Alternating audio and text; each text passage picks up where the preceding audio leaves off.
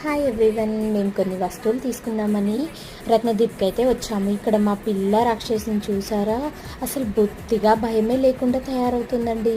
అసలు ఇన్ని డేస్ ఆ తోపుడు బండిలో కూర్చోబెడితే సరిగ్గా కూర్చొని మంచిగా ఉండేది. అది వద్దంట. ఇప్పుడు జస్ట్ 1 ఇయర్కే ఎలా తిరిగేస్తుందో చూడండి. తనే అన్నీ కొంటదంట.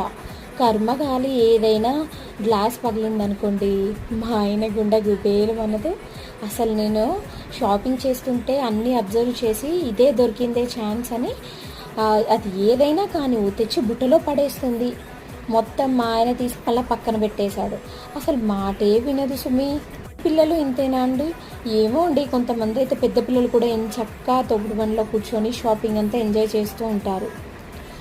ఈ బుడ్డదానికి ఇప్పుడే ఇంత ఆరాటం అవసరం అంటారా? ఏం చేద్దాం, భరించక తప్పదు కదా. వీడియో నచ్చితే ప్లీజ్ డూ సబ్స్క్రైబ్.